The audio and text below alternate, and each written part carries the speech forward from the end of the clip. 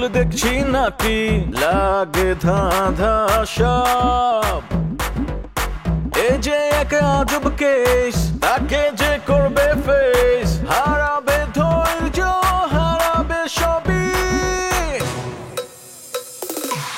পাথরে খায় পাথরে ফুটা তবু নাই রিয়েকশন আজব এক অ্যাডভেঞ্চারে ঘরের শত্রু বিভীষণ পাথরে খায় পাথরে ফুটা তবু নাই রিয়েকশন আজব এক অ্যাডভেঞ্চারে ঘরের শত্রু বিভীষণ তোমারে মোষটা না থাকলে তোমারে পুরুষ হিসাবে গ্রহণই করা যেত না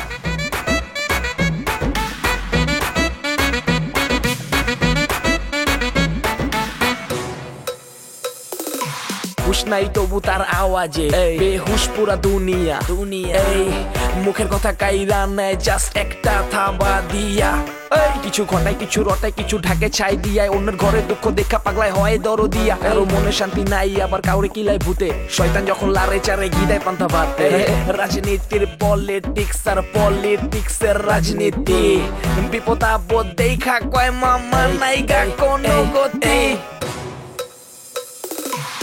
পাথরে খায় পাথরে ফুটা তবু নাই রিয়েকশন আজব এক অ্যাডভেঞ্চারে ঘরের শত্রু বিভীষণ আপনি কোনো টেনশন করবেন না কাল থেকে আমার প্রসিডিওর স্টার্ট হয়ে যাবে আমার যা যা করার আমি করে নেব শোনো এ বাড়িতে তোমাকে কেউ পছন্দ করবে না আমি তোমাদের ভুল বুঝেছিলাম এখন আমি সেই ভুলটা শুধরাতে চাই আমি তোমার এবং নেওয়াজের প্রেমে বাধা পেয়েছিলাম আব্বার সম্পর্কে বলছে তো ঠিকই আছে আব্বার সম্পর্কে তো বলাই উচিত কিন্তু 2 নম্বর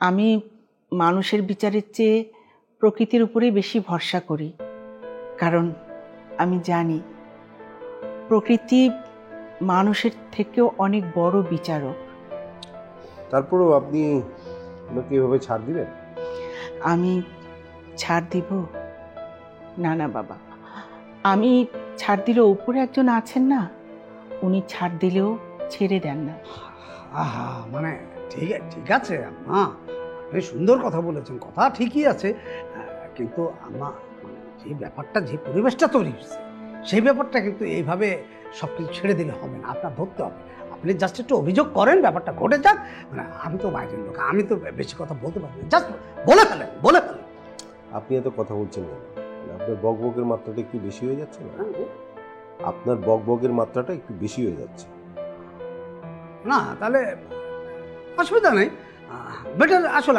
আমার তো এত কথা বলার দরকার কি মানে আমার দেখেন ব্যাপারটা আমি তাহলে চাই এক্সকিউজ মি আপনার এই নাম্বারটা আমাকে দেবেন ঠিক আছে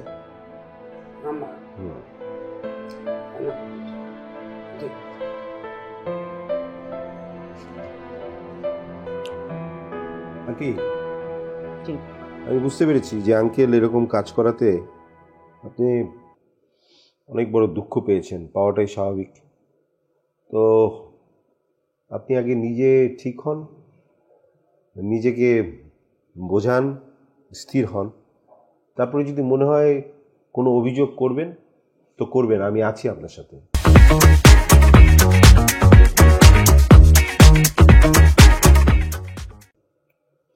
না না বাবা আমি আর কোনো অভিযোগে যেতে চাই না এমনিতেই আমার আর সংসারে মন নেই তবুও বড় ছেলেটার জন্য আমার খুব খারাপ লাগে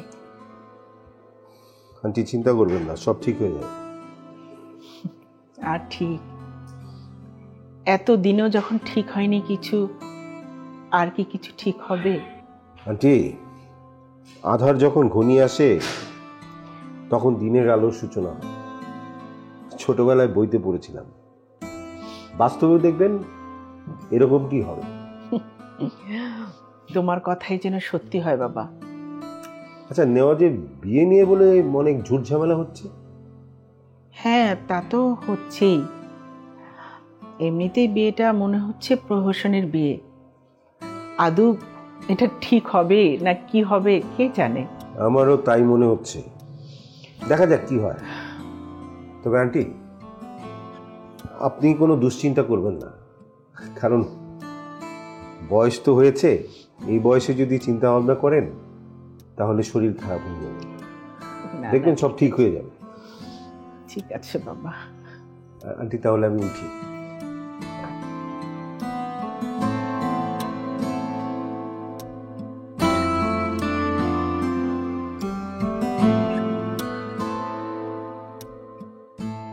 মীরা, তোমাকে একটা নিউজ দিতে আসলাম। কিসের নিউজ? আব্বা হচ্ছে নেওয়াজ ভাইয়ের সঙ্গে নীলিমা আপার বিয়ের কথা ভাবছে। মানে? মানেটা তুমি নিজেই বোঝো নাও। আব্বা নীলিমা আপাকে অলরেডি সেই প্রস্তাবটা দিয়েছে। কিন্তু ফাইরুল ভাই, এটা আপনি কিভাবে জানলেন? আমি শুনছি। তারপর এখনো তেমন কিছু ঘটে নাই, তবে তোমার বিয়ে নিয়ে একটা ঝামেলা শুরু হচ্ছে, সেটা তোমাকে আমি জানাইলাম। তো আমি কি করব? যা হবার হবে, আমারও তো পারে না। মানে বিষয়টা তো সহজে নিলে হবে না তো, তাই না? তোমার সঙ্গে একজনের বিয়ে ঠিক হয়েছে, ফাইনাল হয়েছে, সেটাকে বাদ দিয়ে আরেকজনের সঙ্গে বিয়ে ঠিক করবে, এটা তো মেনে নেওয়া যায় না। তুমি তো এমনি এমনি এ বাড়িতে আসো নাই। সেটা তারাই বুঝুক। আমি যে একজন পাগল ছেলেকে বিয়ে করতে রাজি হয়েছি, সেটাই কি তাদের জন্য অনেক কিছু নয়? এখন তো আমার নিজেরই মনে হচ্ছে আসলে আমার বিয়ে করতে রাজি হওয়াটাই ভুলে গেছি। মানে আশ্চর্য, এই ব্যাপারটা তুমি এত সহজে ছেড়ে দেবে? হার মানবে? ফাইরুল ভাই, এখানে হার মানা না মানার কিছু নাই। আমি এমন। আব্বা যে কথাটা বলছে বা যে ভাবনাটা ভাবছে, সেটা নিতান্ত একটা অন্যায়। আমি চাই যে তুমি এটার একটা প্রতিবাদ করো, অ্যাটেম্প নাও। আমি তোমার পাশে আছি। দেখো তুমি ভেবে কি করবা। বিষয়টা কিন্তু সত্যিই চিন্তার। যদি এমনটাই হয়, তাহলে তো ওই নীলিমা আমার উপর দাঁত কেলেই হাসবে। আর এই দাঁত কেলানো তো আমি সহ্য করতে পারবো না। কিছু না একটা করতে হবে।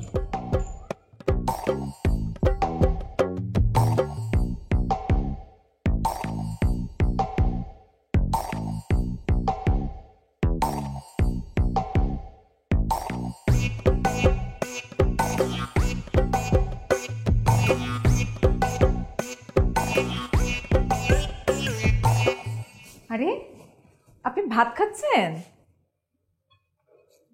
হাডুডু খেলতেছে, খেলবেন? না, থাক। কেমন হয়েছে রান্না? Heavy taste, heavy. আমি রান্না করেছি।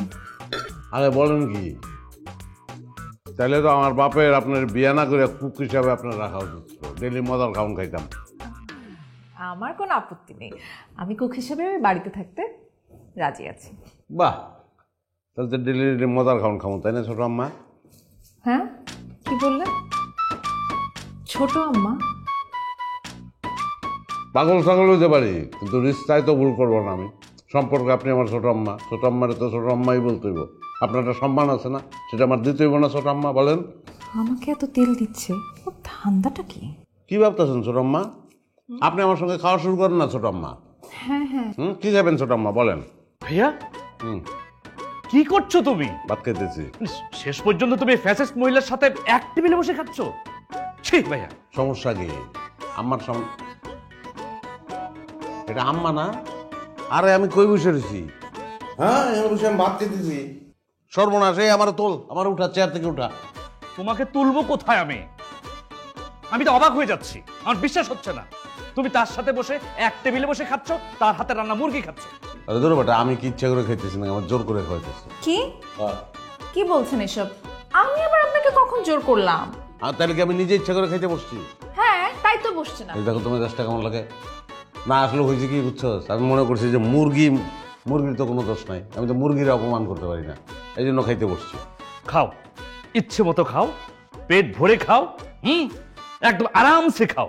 না, যেহেতু বসছি খাইনি, আপনি কিছু মনে করেন না ছোট আম্মা। আসলে হয়েছে কি, ও চায় না যে আমি আপনার সঙ্গে কথা বলি, এই জন্য ওর একটা বুঝ দিলাম আর কি।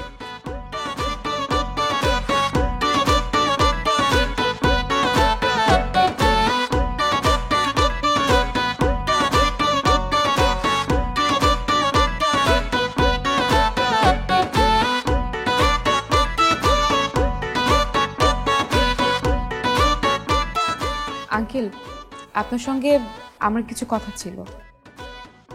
বলো। দেখেন আঙ্কেল, আমি তো সবসময় আপনার পক্ষে ছিলাম। আপনি যখন এই বাড়িতে নতুন একটা বউ বিয়ে করে আনলেন, আপনাকে কিন্তু কেউই মেনে নেয়নি। আমি কিন্তু সর্বপ্রথম মন থেকে মেনে নিয়েছি, কারণ আমার মনে হয়েছে আসলে বিয়েটা আপনি আপনার জন্য করেননি, আপনাদের ছেলেদের সংঘাত হবে সেটা ভেবেই করেছেন। হ্যাঁ, তুমি ঠিক ধরেছ, কিন্তু এই কথাটা কেউ মেনে নিতে পারছে না। আঙ্কেল, আমিও তো একটা জিনিস বুঝতেই পারছি না। কি বিষয়? আমি তো আপনাদের বিয়েটা মেনে নিলাম, কিন্তু আঙ্কেল আমার বিয়েতে কেন বাধা দিচ্ছেন বলেন তো?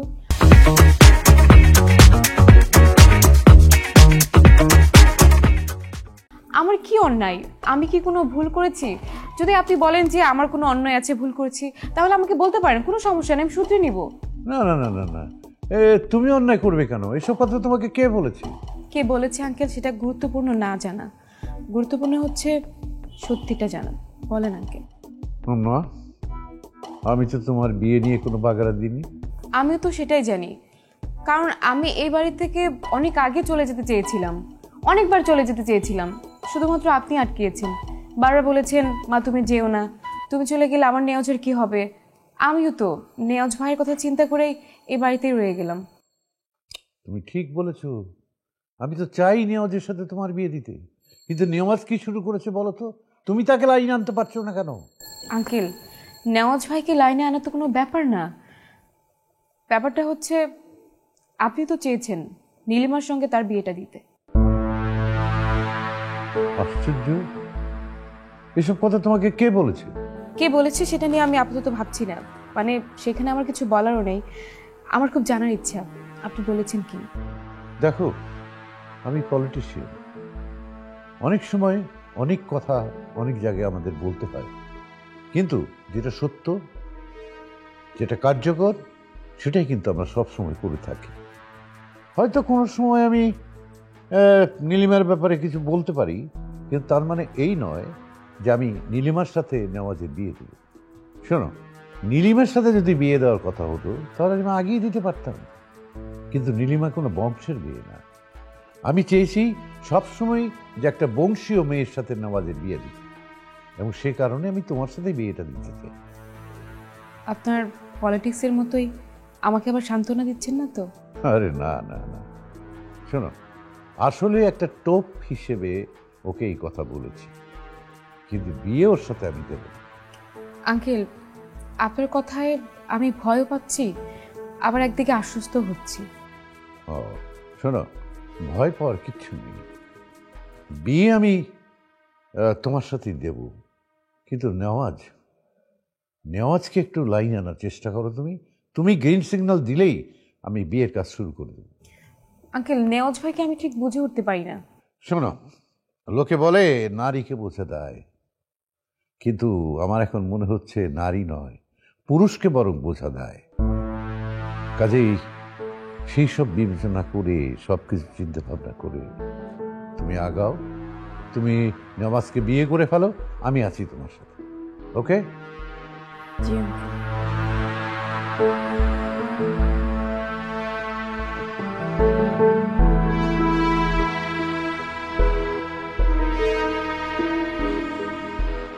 আমার, তুমি কোনো চিন্তা করো না।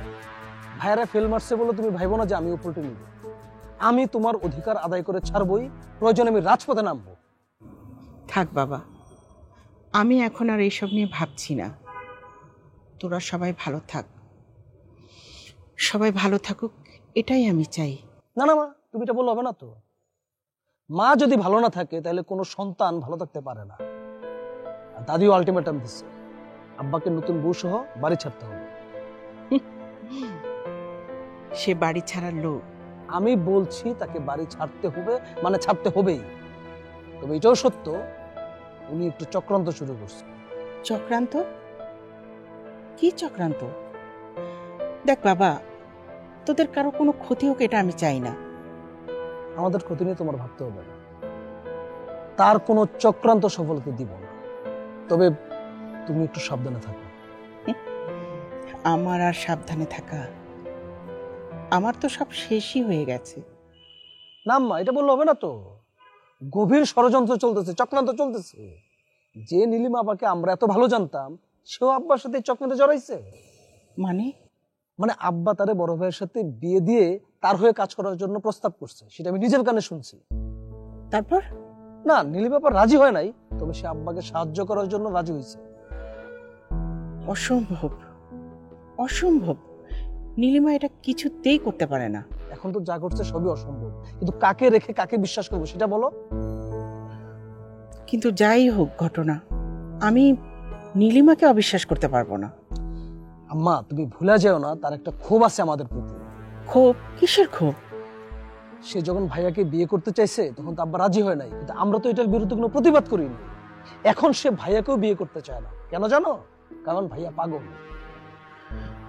কিন্তু যত যাই হোক, নীলিমা অন্য ধাঁচের মেয়ে। তো তাহলে সে আব্বাকে হেল্প করতে রাজি হলো কেন? তা আমি জানি না, কিন্তু আর যাই হোক, নীলিমা ভুল করার মতো মেয়ে না। কিন্তু তোমার জামাই যে অন্য আরেকটা মেয়েকে বিয়ে করে আনবে, সেটা কখনো ভেবেছিলে তুমি? এই লোকটার উপর কখনো আমার বিশ্বাস ছিল না। এত বছর ধরে এই মানুষটার সাথে আমি সংসার করে গেছি, কিন্তু কখনো আমার নিজেকে তার আপন মনে হয়নি, কখনো তাকে আমার নিজের মনে হয়নি। আম্মা তুমি একটু শক্ত থাকো, সাবধানে থাকো। আমি আব্বার চক্রান্ত এই বাড়িতে বাস্তবায়নতে দিব না। তাকে তার নতুন বউ নিয়ে বাড়ি ছাড়তে হবে, ছাড়তে বাধ্য করব। দেখ, যেটা ভালো মনে করিস তোরা। আম্মা তুমি তুমি ভাঙা পড়ো না, শক্ত হও। তুমি ভাঙা পড়লে হবে না আম্মা, তুমি আমাদেরকে দোয়া করো। আমি তো তোমারে বললাম, আমি তোমার ছুঁয়ে কথা দিলাম তো, সে এই বাড়িতে এই বউ নিয়ে থাকতে পারবে না। তার জন্য যা যা করা দরকার সব করবো আমরা।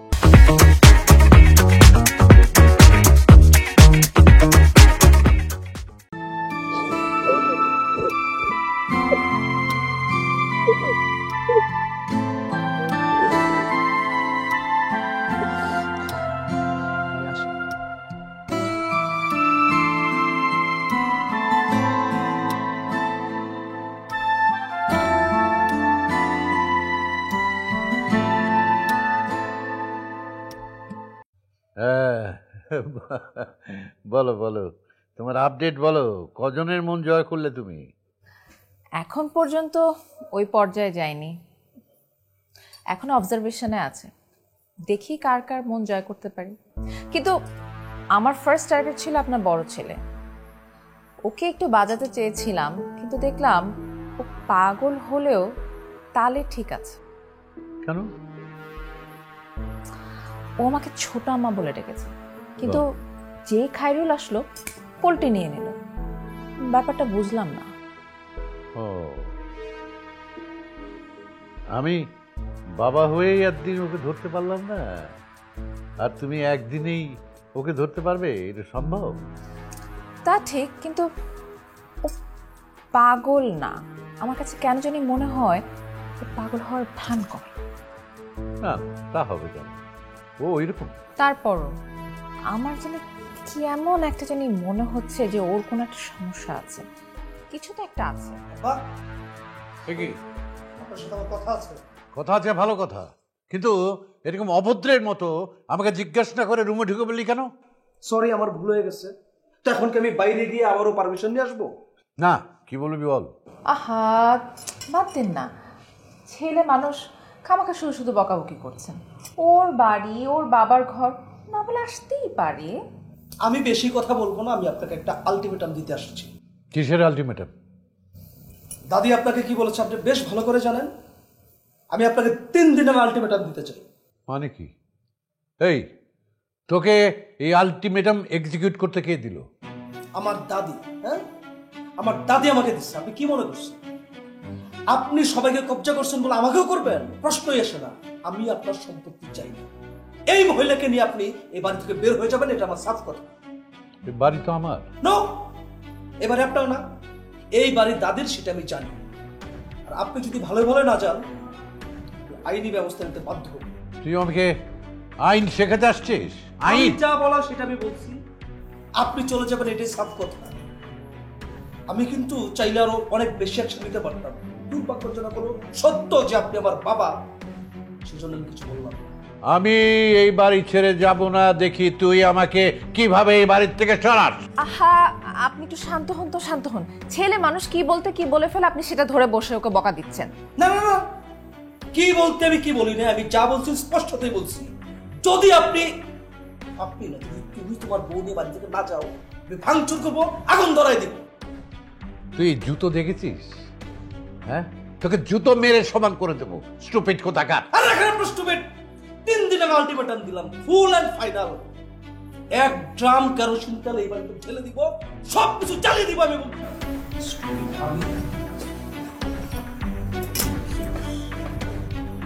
আমার কি মনে হয় জানেন, আপনার ছোট ছেলেটাই পাগল। এতগুলি পাগল ছাগল নিয়ে কিভাবে যে আমি কি করব, একটু আমাকে শান্তিতে থাকতে দেবেন। কিন্তু এখন আপনি কি করবেন? শোনো, সবাইকে হ্যান্ডেল করার একটা পথ আছে, সেটাই দেখ। বাদ দাও, let us enjoy the time.